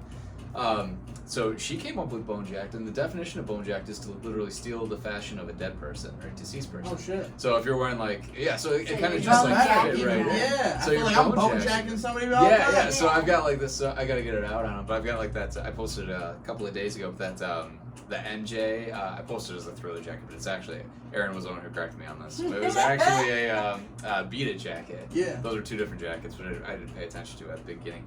But like if I put that, if I put that on, like the black sleeveless and some like nice tight fitting pants, like I'd be bonejacking Michael Jackson. Right. So so that's where the name came from. It just fit in like perfectly with like what we're doing. Beautiful. Yeah, and it's so easy to make like a market. It's just like we got a really simple skull, like kind of Sailor Jerry style. Our logo, we just want to make it like bold, simple, and like this is what we do, and like everything. Angela designed the logo for us. She does all of our design work, so hey, shout out Angela. Shout out Angela for real. So yeah, she designs everything for us, and it just I think this was your first run at it too. I don't even think you really played around too much with the design. I made one where the skull was a little different, and you asked if it could be simpler, and I was like, sure. And then I did that, and you're like, perfect. Just done. cleaned it up. Yeah, it's just super clean, and then the shield in the back because we are the protectors of the vintage. So we got the shield behind the skull on our logo. It's such a great logo, y'all. Maybe if you become an ambassador, you get a tattoo on it, maybe you get 10% off the next order. You know what I'm saying? I would happily give 10% off for anybody getting a tattoo. Get a tattoo, show your love. You can embrace it with Halloween. You can embrace it with anything. But it's Bonejacked. Just know that. So we wanted that like instant recognition of like this. On that too, what we really wanted to accomplish was we wanted the vintage store, but what we wanted to do was build a brand. So the Bonejacked is that I think I messaged this at the ribbon cutting too. Was that like the vintage clothes is kind of the vessel for that, but the most like number one what we're focused on is doing like good business here in Bay City. We want to offer. I love it. So we want to do like good solid. That's like number one because without that foundation, like everything else crumbles. So good business is our number one top of the line thing, and we want the name Bonejacked to be affiliated with good business first, and then vintage clothing second. So that, you know, like when you're coming here, you're getting quality. You're watching me steam the shirts. We're not putting out trash. Like anything that you put on is gonna feel good. It's gonna look good on you. Yeah. So that was like number one. That's like we wanted to be the pinnacle of in-store the shopping experience. And that's why you're the top tier. I love that you said that so much because that's what I'm chasing. And you can tell, you know, like with some of the items, and I've got some pieces that you guys are definitely going to be interested in. But just like, you know, I never realized like how much nicer they looked, you know, like after a nice steam. Just the steam bath, getting the wrinkles out of it just makes it presentable. Especially I think I use the steamer like just for like reshaping hats. Right. You know, that's it. Right. But yeah, that like to see that, you know, it just shows like, you know, you saying it, you can hear it, but it's like when you're watching it, you're like, oh wow, I gotta capture this. You can't just talk the dirt, man. You gotta do the dirt. Yeah. It's the whole. And anybody who's gone to an estate sale, you definitely are bonejacking if you guys think you're definitely doing it. Because a lot of those clothes are coming straight from the casket onto your back, buddy. Yep. And we love it. I love it. Usually That's gonna be our new slogan. $1 or $2 of flannel. Yeah, except from the casket to the back. From the casket to you. That is a trademark. I think. So our slogan right now is turning heads with vintage threads. We've been playing around with a couple other sticker ideas. I actually love that. That's really good. I think we can have a couple different sayings. Yeah, so we've been playing around. What was the other one that I came out with? It's in out with the old, out with the new was another one that we're playing around with, and just playing around with like all these fun little sayings. But another one that you came up with today that you sent me. I'm gonna keep that one under my hat because that might be something special. So for folks that, you know, do love the logo, do love the brand, I know you guys talk about, you know, with just the 20 years, could you ever see yourself getting like some vintage hats and throwing, you know, like the logo on it? We actually did a poll earlier on the. I do embroidery. We could. Oh, sweet. So what we're looking at right now is because there's a couple other shops, and you do this too, where you do the screen printing on like vintage tees, which is awesome. The vintage blanks to give them new life and like still stay within the vein that you're trying to stay in. We love that, and Electric Kid, shout out to those guys too. They've been an awesome business resource. Jordan for us. And what's the other lady's Jess. name? Jess, yeah. Those guys have been awesome resources for us as far as like the business aspects. They were the only thing before I knew you guys existed. I didn't know that anything else like that existed in the area as far as like making it a functional business. So huge. Everybody's been just so awesome. But they do that as well. They get their logo on with the screen print. So we're like, we want to do that. We want to keep the namesake and keep the vintage blanks and like do that. But instead of so many vintage blanks. Yeah, you do. Cause you gotta pick them up. You see the like, you know, the crosshatch jersey tag or something like that. You feel it. Like you gotta pick it up. So we've mastered a collection, and we want to do something like that, but we want to make it a little bit more us, and so we've been actually looking at like breast patches for them. So it's like an embroidered breast patch on these things. So it just a little different, still the same thing, but a little bit different, so we're not encroaching on other people that are doing the same thing. Yeah, it's cool. Yeah, so yeah, we'll be talking, but yeah, any sort of embroidery would work for us as well. But yeah, so I guess that's another thing to look forward to as well. Definitely. Vintage shirts and hats. I would love to rock a hat. I love the logo. I think, you know, especially like from the casket to the basket. The casket to the basket. Have like something like a little like hit on the back. Have like the logo. That's so good. Off the cuff, you guys heard it first here. You could have, you know, like our clothing is killer, you know, just all types of fun little puns. Yeah. We're working on it. He's got all the dad jokes. So. Yeah, somehow acquired a knack for dad jokes. A nice clothing line. I think there's a lot of sweet ideas. For sure. So we're looking to expand into that. A lot of stuff to look forward to. Nothing set in stone yet, but we're exploring these ways of how to keep. After working all these jobs, we understand that like a lot of businesses kind of get to a point where the owners are like they're kind of complacent with what they've accomplished, and they're not really looking to expand. We're thinking like long term, like after you're bonejacking me, like how does Bonejack continue on like after us? How do we keep it growing? Like how do we keep this message alive? How do we keep it fresh? And then right now, about the best that we have to offer with the time restraints that we have from again working full-time jobs and then working here on our weekends. Back and forth. Yeah, it's just like anytime. we open at 11, and in the morning, first couple hours, the first thing we do is go hunting, is what I call it. Yeah. I think everybody calls it that, but so we're at the thrift stores, we're hitting estate sales and stuff. So every day, or as often as we can, I shouldn't say every day, we're bringing new stuff in here. So new stuff every week. Yeah, guaranteed. Yeah, so at least every week, but to make sure that this never stays the same. We want it to be its own living, breathing entity, and the only way to do that is to continue to bring it new life. Yeah. So, the clothing is the blood that's going to circulate this place and to keep it alive again long after y'all are Bonejacked my stuff that I got. So hopefully not for a very long time. Hopefully not for a very long, hundreds of years. You heard it here first. Yeah. Him and Pharrell are the only vampires I know. I've come to sell you shirts. This is getting an edited, right? Oh, we are live. We're not editing. This is such good content here. We're just leaving it in there. So you guys can see literally just who they are, you know what I'm saying? Nick, Angela, like I said, if you guys get a chance, Columbus, you guys are traveling down towards Central, you're next to Rallies, stop in here, you know what I'm saying? It's there's a lot of parking, you know what I'm saying? You can park in, it's not recommended, but you can park in Rallies, just in and out. I'm sure Just ask him for a bag and throw it in the windshield, man. Yeah. Throw it on the dash. Some. But yeah, for overall, man, I'm excited to see, kind of everything unfold. Like as you said, good business. I can definitely I can see it in your eyes. I can feel it in your tone. I can everything. Your eyes are telling me. Yeah. So that's the same fire that burns from falling from the top of the mountain to the bottom. The same fire that burns for creating industry too. So yeah, cool. I know a funny story I wanted to share with you. I know we were talking about some stuff that is just destroyed. I remember. Yeah. I don't know if you've had, some that you grabbed and maybe try to sell it. I know I was at this garage sale and it was in the trash. This lady had this Jeff Hamilton NASCAR coat, and it was just looked like a squirrel lived in the sleeve. One of the Chase ones? Yeah, lived in the sleeve. So right there. you put it on and your arm showed in here, here, oh dang. Yeah, a squirrel fucked it all. It was somebody destroyed it.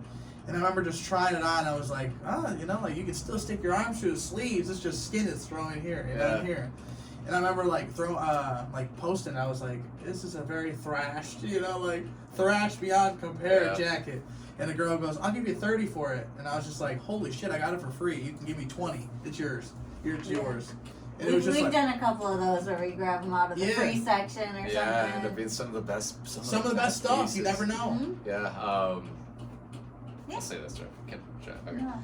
Yeah. One of the pieces that we had when we were unboxing all this stuff, there's one, the Sandy's Pizzeria. It was a collegiate jacket, that shiny, what do they call it? Polyester shiny. Yeah, thank you. Yeah.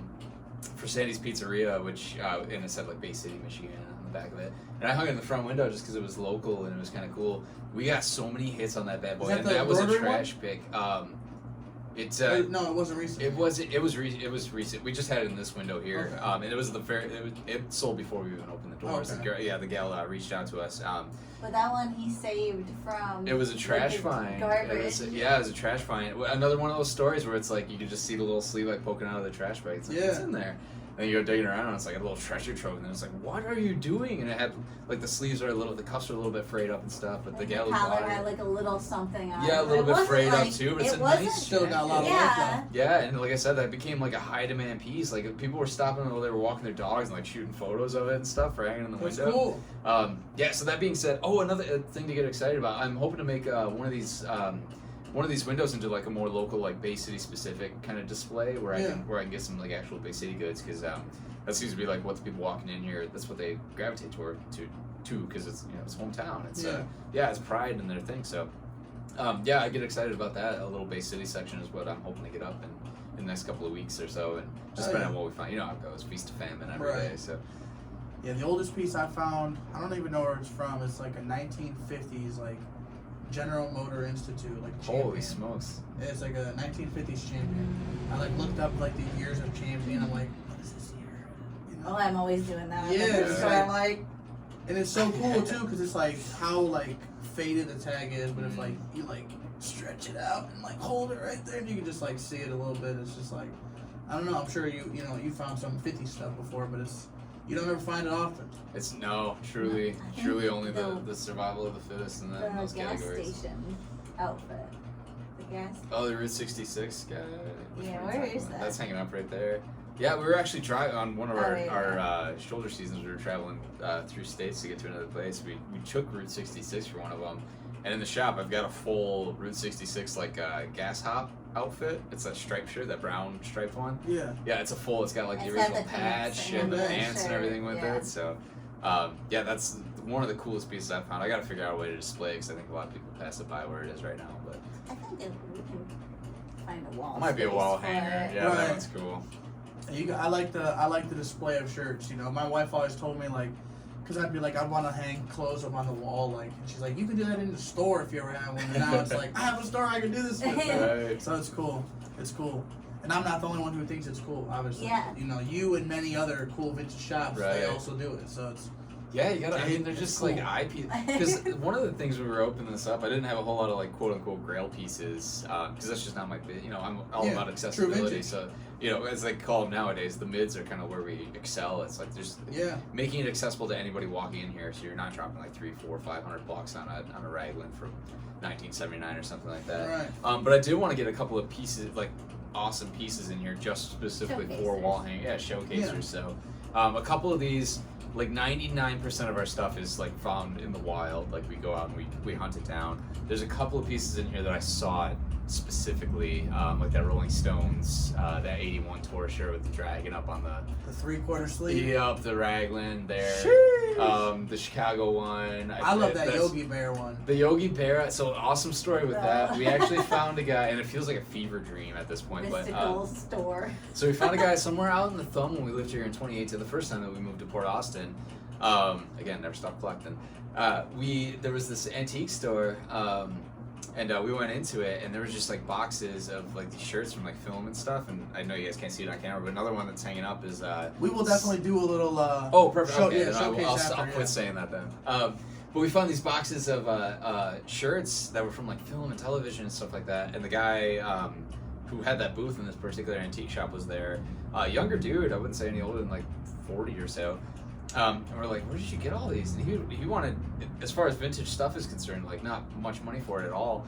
And his dad apparently worked for film and television and would go to these release parties. And after everybody had taken their claim of like the shirts and stuff from the release, his dad would take all the rest home with him. And so like that Sgt. Pepper's Lonely Hearts Club Band tee is actually from the film release in 1972. So it's dead mint.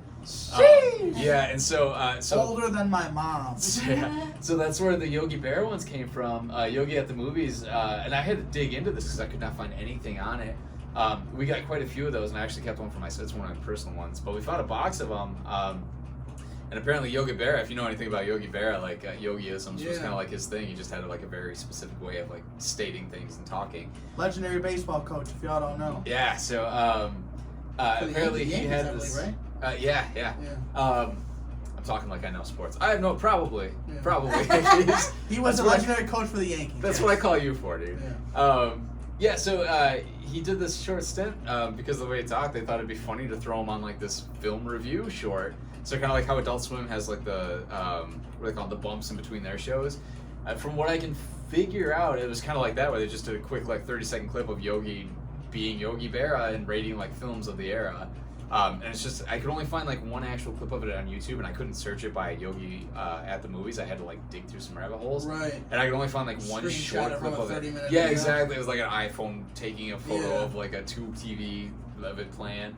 But yeah, I was just gonna buy like one or two, and then I was like, you know what? I have never seen this. I don't know anybody that's ever heard of it. These might be the only ones of this in existence. Yeah. So I bought every single one of them. So we've got like 10 of them. And I was gonna be shiesty about it and just put one out at a time to make it look like we didn't have that many. I was like, no, the point is to do good business. So I'm gonna throw it all out there, and I hope somebody loves them as much as I do. But again, just one of those weird things that you find. I haven't So been able that's- to find the store since. Yeah, well, that's why it feels like a fever dream. So we keep trying to go back to this guy to see what he's got. Closed and we've shop. driven He was through. pissed he sold it. I have no idea if it closed or not. We can't find it. We cannot remember where we got it. Where we were. Yeah, and it we've was gone just through, like like, we were every just town in the meandering thumb. out in the And it's just like, oh, an antique store, as we often do. And so like we cannot find this anymore. The only thing, if anybody's listening to this and you live out in the thumb, across the street, or like I think it was on the same side of the street, but across A Street was a gas station with some sort of mural on it. and I think it was a mobile gas station. That's the only Make sure thing you I drop can it in the remember. comments and help this man out. Help me find this guy, because I need more of his stuff. But yeah, we got stuff from like the 70s, like Dracula film release, a shirt from that. There's just so much stuff in there. One from a movie called like Thieves. I think there's like a lot of the like stuff like that. I feel like would really like that's like a virtual piece, you know, where it's like because they're looking for, in a sense, like rare pieces that have never been found, or like just kind of like, oh, there might have been 30 and that or 300 that were made, but there's literally like none in circulation. Right. There's just only one. That's another thing that we would like to expand into. We got to do it the way that we want to do it, though. We would like to get into online sales specifically for these kind of higher end pieces, but we don't want the shop to be an online shop. We want most of the stuff. We want the shopping experience to be here. Exactly, for these rare items that are like, again, accessibility is what the kind of what shop Goodwill is does, for. yeah, bastards. Like, they literally, you ever heard that? No, it's like Goodwill. Oh, I have seen that. Yeah, where they started like fishing the pieces out. And So like no online. longer when you go to Goodwill. I mean, it's been happening for the last 3 to 5 years. Blame Macklemore. That's where it all started. Yeah, thrift shopping. He put it on the map.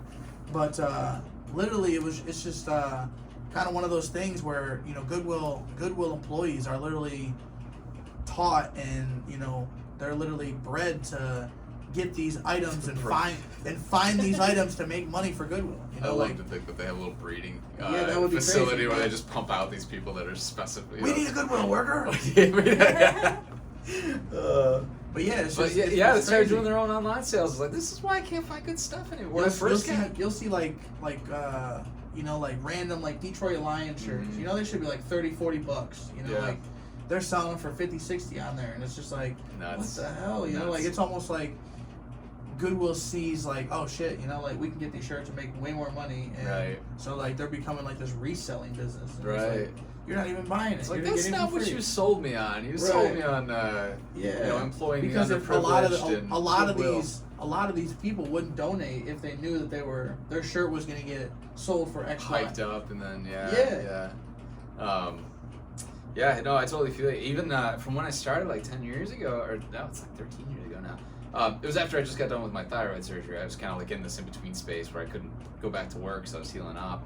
So I did a lot of thrifting. That's where my friend Aaron, again to bring her up again, Aaron and I went down to Ann Arbor, and then that was like my first experience going into a vintage shop. They're amazing. I went in there and I had no idea that was like a profession that you could, or there was like to walk in and be like, oh my gosh, like you can go in and like find this stuff out in the wild. Like I can do what I love, like go thrifting and actually like comprise a curated like collection of this stuff and then make it into like a shopping experience. That was like my first experience with that. But at that time, the reason I brought that up is like Salvation Army in Bay City, I got so much good stuff from there. And it was back, I don't know if you remember this, but they were like square tags that were of all different colors, and they looked like somebody wrote the price on them with like a wax pen back in the day. And it looked like the same person wrote every single one through all of the Salvation Armies through all of the United States. It was weird. But you could pick up shirts for like 25 cents was the going rate for shirts back then. Yeah. And that's kind of what I built the business on, was like, buying these. And since then, it's like, it's gone from like 25 cents to like, I expect to pay like $5-6 for pieces now. Yeah, and then now like Goodwill's like kind of skimming, they've gotten a sense Goodwill's of about $3.79. Yep. And so like that's kind of what I expect, and it makes it even tougher, especially with all of us trying to get a piece of this, for them to like skim that and take the truly rare pieces that we're all trying to search for. So yeah, it's getting tougher to find, but it's still alive and well. And there's no shortage of great pieces out there. There's have you you know what the bins are? Have you been to the? We don't want to talk about the actual name that you look it up on Google. They are called the Bonitas. Okay, so if you're looking for it and you can't find it, if you know, you know. If you don't, you don't. But yeah, I love the bins. The Bonitas are just a special place. I've taken a lot of people there and just mind blown them. Like, hey, I haven't been to one, but I hear it's kind of a trolling game. Do they go in like, you book like a time slot or something like that? Is what I'm saying? No, you just go in and then they put them out. Gotcha. Okay. So they'll make it. They got a lot of rules now because people fight and all this crazy shit. And then COVID, they did shit. But now it's like basically they'll bring a new bin out, but everyone has to wait against the wall. Everyone wait against the wall while they bring out maybe like 10 here, 5 here. Gotcha. So literally, go. So you got people that are like this way, that way, this way. So it like spreads everyone out in the store. So, but before, they literally would bring one bin out, and everyone was fucking just waiting, just like fucking hawks, just go! You know, so you're like, you know, you're elbowing ladies, and you're like, let me get that. You know, people are grabbing this, and it's just mine. You know, and it's just madness. Wow. But I love it, you know, because like, you can't get anything like it. What a rush, man. Yeah, it's like Black Friday every 15 minutes. It's one thing to stumble upon things in the wild. It's another thing to have to fight for it. Yeah. I got this crazy Pistons coat, a satin jacket. It was literally like brand new, like a chalk line, everything, and it's like I think I paid 80 cents for it. That's what it weighed. Yeah, it's like you can't do this anywhere else. You know, like. It's like literally 3,000 garage sales just sprinkled in the globe and just shaken into bins like all day long. That's how I look at it. My wife will be like, "You are getting high off this." I swear to God, it's like I just smoked a joint. You know, like I am so high off this like just the feeling of it. You know, like it's addicting. It's man. the hunt. The hunt, truly, yeah. And we've gotten to a point in the small space that we have where it's like. I have run out of rack spaces. I had to go buy new ones because the ones I bought off Amazon broke. Would you guys ever put like racks on the wall? Yeah. So we've been looking at how to. I got some. Pretty much that's how my racks are in the store. It's like I'll have like a giant like rack up here and then a rack down below it. And it's made of all pipes. The one thing that we want to do is like kind of get these couple of weeks under our belt because if it expands to that point, then what we would rather do is offer like a larger shopping space and grow into that, and then do the shelving and everything like that. Just fewer holes to patch after. Yeah, exactly.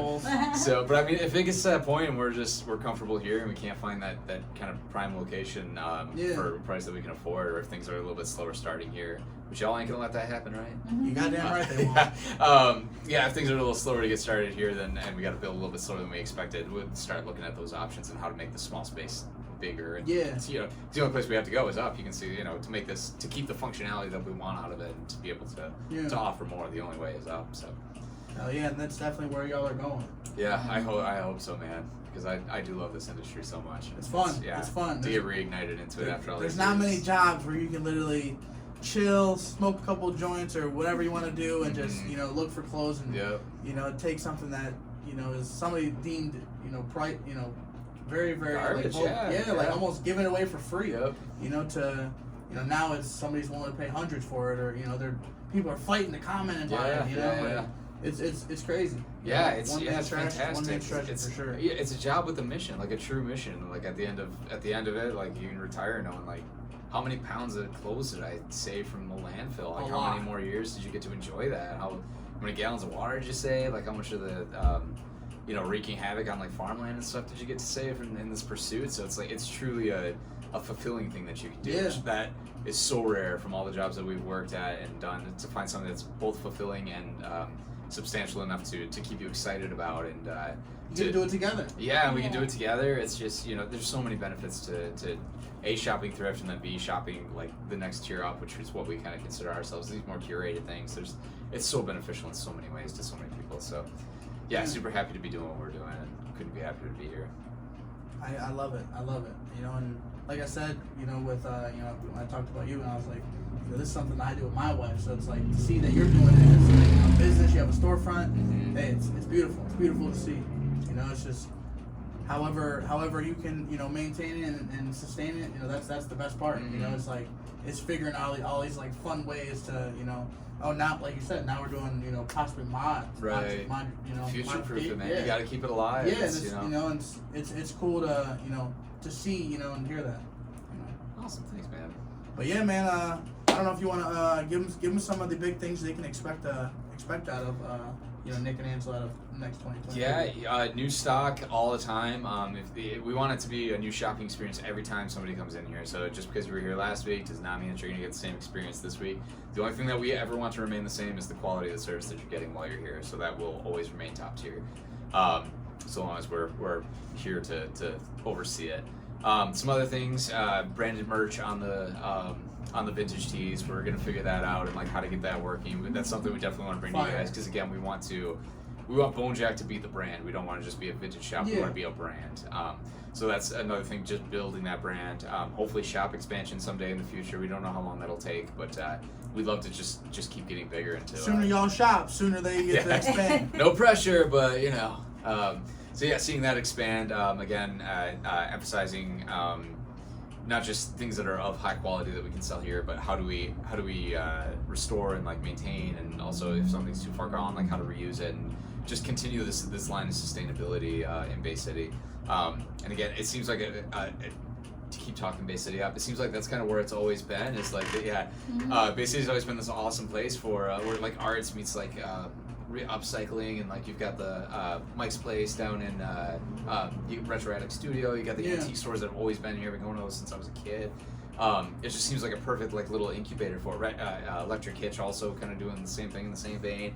It just seems like Bay City is an awesome little incubator. So more so what we want to explode more for you guys to look forward to is not just Bonejacked in our shop, but like how can we incorporate these things and make Bay City like a true hub for what's to come in the vintage market. And I was reading too, like they're projecting like $350 billion market for secondhand stuff by 2027. Awesome. So it's like it's been recognized that this has not only sustainability factors, but like a true make money with this. Yeah, exactly. So and the last time I heard of like $1 billion market was like with like sneaker reselling. Yeah. You know, like, oh my gosh. Like sneaker reselling like just hit that billion, and people are like, okay, now I can buy shoes and resell them. You know, like it's videos it's a big are thing. so interesting to watch. I'm like, if you're wondering what Nick's doing at like 2 a.m. if I'm awake, I'm scrolling like shoe restoration videos. I'm like addicted. It's one of those things that I consider a spectator sport. I don't know that I would ever get into it the way that these guys do, because my shoe, these are even secondhand. They're not like Nikes or anything, but they're not that They're huge. comfy though, right? They're super comfy. What are you rocking on your feet? The Merrells, man. So the Merrells, hiker, the outdoorsman in me. I got kind of a weird fetish. These are daily wears. These are daily wears. So, and I got them secondhand, so. You can't get much better than that. But yeah, addicted to watching those guys. Like again, just the trash to treasures, like that series, that pursuit is like I'm addicted to it. So yeah, y'all doing the sneakers cleanups and the refurbishing and stuff is just so addicting to watch. Keep making content. I'm here. Yes, and we want to see you guys keep making content. I'm excited for the biscuit sack weekly. Yeah, weekly unveils. So I actually thought about maybe growing that and doing it in the window, maybe every night after we close, so people can like stand and watch us at the window before we close, where we like hold it up in the window, so it's like can't have it yet, but it's coming. You know, it's here. It's gotta get washed, but it's yeah, here. Exactly. It's kind of showed in its raw. You ever got something like so cool and you're like, all right, let me wash it, and then it just gets destroyed because it's dry rot? I did. I had that with a jacket. It wasn't particularly rare. I forget which jacket it was, but as soon as it hit as soon as I pulled it out of the wash, not only did it destroy itself, but I had to sit there and pull like all these strings, because it was synthetic, it wasn't cotton, so it wasn't easy to. A lot of times with like the cotton stuff, you get it on things, and then once the dryer does its thing, it'll blow all of it out into the lint roller. But no, this was like synthetic, stringy, all over everything, ripped out all the pockets and everything. It wasn't a particularly expensive jacket, but it made itself expensive with the amount of work that I had to put in after it destroyed itself in the wash. So yeah, occasionally get those. Luckily, I've had very good luck. I haven't had too much in the way of dry rot or anything like that. What's wood in here? Yeah, a lot of wood. I got to knock on it too. Yeah. Yeah, I have had good luck and bad luck with dry rot shirts. At first I with that 1980 something co, or 1980 Chris something co, whatever it is.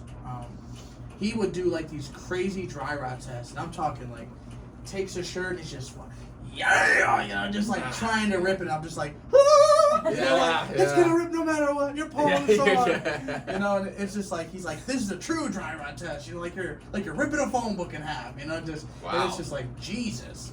He's like, that's how you really know. So like there'd be times where like he would do lives, and like he's doing a live with him. He's got another dude next to him, and then like, all right, show the shirt you got. So they show say they show a Lion King shirt. And the fans are like, it's a dry rot, and it's like, no, it's good. And you'll see, they'll do like a little, see, and then Chris will be like, give it that real dry rot test. And he's like, I don't know if I can, man. He's like, cause you're selling the dry rot, prove it to us. So it's just like, they'll be like, and it's like, dry rot. That was probably their month's rent too. They right. Ripped in half. Yeah. I was talking to Dom about that the other day too, and like trying to. So there's no cure for dry rot, but I was thinking like, milk. if you do find these, you throw it in milk, but it doesn't do anything. I tried it. Been there. Yeah. I was thinking maybe if you could take these things and they make like fabric glue, possibly to save the image, adhere it to another fabric, and then sew that onto like a denim jacket. Like a patch. Dom told me that people, turn it into like a patch, so at least the image is saved. Dom said there are a couple of guys that do that, but we'd like to explore those options too, where we can actually start welcoming I got a whole box of Dry Rod WCW shirts, so come see me. For real. I'm in Dallas page. So part of it is going to be that too, like hitting up these people with like these awesome pieces that are just in Dry Rod, instead of making the videos where you rip it in half. It's like, no, let's put this in and make it into trash to treasure, dude. Like it's not a bad thing. You've been given the opportunity to make it into something else. To make it, it's an obstacle, exactly. It's just I bought all these tees. This dude had this crazy lot find, and it was just like thousands of just shirts are all the same. And it was just, he tagged like the vintage, like community come ups is what they call it. It's like a page on Instagram. There's like vintage awards, community come ups, just like these like community pages where like they acknowledge you for finding 100 band tees at a garage sale for $1 a piece, or wherever you might find like a crazy collection, and you just wanted to post it. They're gonna share that shit just because it's cool. It's a little attaboy, because your family don't care. Like, exactly. We talked about that earlier. So this dude had like tons of stings, tons of like Diamond Dallas pages, tons of like all these, and I'm like, oh, what are I'm thinking I want some, and he's like, yeah, they're like $3 a piece, and I'm like, what the? Let me get all of them, like how many do you got left? He's like, I got like 40 left. So I'm like, all right, 4 times 3, 120, like do 100 for all of them. And he's like, run it. And I'm just like, holy shnikes. And I get them, and I was like, oh, these are Dry Rod. And I was like, that's why you gave me so cheap. I was like, these are fucking useless. What are we gonna do? They just sit in a box, and it's just a history lesson or like education, like for people that are just like, what's Dry Rod? Well, let me show you. Like this shirt and this shirt are different. Yeah, the education here. Regardless of how you pursue life, you will pay for an education. It does not matter. So the Dry Rot for us is kind of that, and then like false reads on tags too, and then like counterfeit stuff is like I get the struggle of it all in general. That's actually where we came with the $5 bin too. That's my. You gotta love it, y'all. You gotta love it. Tear it up, eat it up. $5. You get 4 pieces for 4 pieces for 20. My paid education becomes your great benefits to come pick through. And if you tell them you watch this, maybe you get 10 items, get 1 free. Buy 10, get 1 free or something. Yeah, get it out of here. Get it gone. Get it gone. No, I got a couple pairs of Levi's and Wranglers and stuff that I liked before. I just recently got into like the denim dating and stuff, and like codes for like Levi's and stuff. So I would get a little better on that, but in there, that's my education for that. So a lot of Wranglers. I just sold a couple of pairs of Levi's out of there for $5. It's like they don't fit me, and they don't fit in with the shop. So I find a lot of jeans for like the 10 cents to $1 range usually garage sales. So a lot of the people like. I've gone into an event and like I've had like a pay what you want. That's what I used to do for like my $5-10. Oh, right on. Yeah. Pay what you want, That's actually good. Yeah, that's a good idea. Some people will literally be like, "Hey, I'll give you $30 for this," and I'm like, "Sounds good. You can have one." That's what you want to pay too. That's awesome. Take another one. Yeah. And it's just real. I learned this thing called Pay What You Want just from an artist called Russell. I was just gonna say that was really popular for a while. Radiohead did a similar thing with in Rainbow, or was it in Rainbow? I forget. One of their albums they released is on a pay what you can. That's cool. But yeah, that was big in the music scene, especially indie music. People doing like debut releases and stuff. J. Cole had one of his first ever concerts for like $1 a piece. He went on tour. Tickets were $1. That's awesome. Just limited as hell. You couldn't. Not even enough meat on the bone for Ticketmaster. Just scalp it. Ticketmaster ain't making a dime. But it was just cool to see, like, just the turnout that they had, and just, how much love you get, like, you could pay $1, you could pay $30, like, no matter what, you made the price, so you can't be mad. Right. Right. But yeah, to kind of close things out, man, any advice you want to, put into the world and manifest some shit? We mentioned it earlier, like, your whatever you want to do, your time and your focused energy is your superpower. It will get you anywhere that you want to be. So I'm 33 now. I did not think that at 33 I did not think that at 33 I would be opening up a vintage shop. But that that's the pursuit. That was the magnet that kept drawing me back. Was I love this stuff. So even if you feel like you're out of time or it's too late for you, or the thing that I had to get over was like you're too old to do this and that. My wife Angela keeps beating that out of me. Yeah, it's not true, man. Like pursue whatever you want, whenever you want. With reckless abandon, whatever you want to do. Because again, your time and your focused energy are your gifts that you've been given on this world. So it ended up me in a vintage shop. It ended up Angela and I all over the United States, and whatever you love, chase that passion, man. Chase it. Hey, like I said, you know, we like to give away a lot of stuff. During the Tri-City Vintage Flum Market, we will be giving away a $50 gift card to come shop here. So make sure y'all come out to the event, 1 o'clock till 1 o'clock. We're doing raffles all day, and yeah, we're giving back. So try to you know, bring the community out, and awesome, man. It's gonna be crazy. And thank you to you for all the work you do for the community and this scene, dude. It's not unnoticed. I've been in this this is our second week in business. Sorry, like, dude.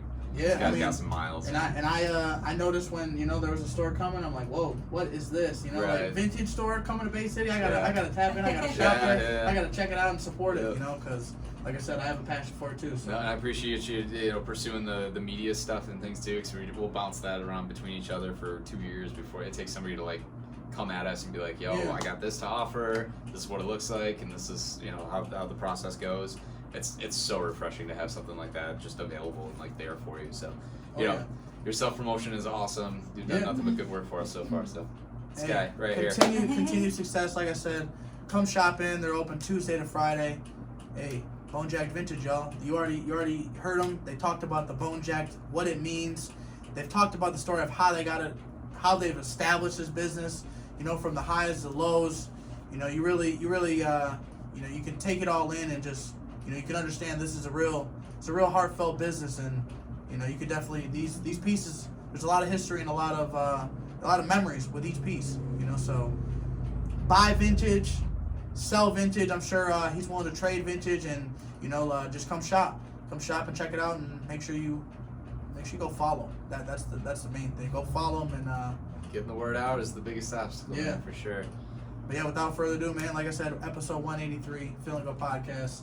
Bonejacked Vintage, welcome to the damn community. Thanks so Thank much. you. I'm glad to have y'all for sure. Appreciate you guys. Thank you for everybody tuning in as well. Come see us. Hey, like I said, y'all, $50 gift card, don't miss it out. Tri-City Vintage Flum Market is June 10th. We will see y'all there.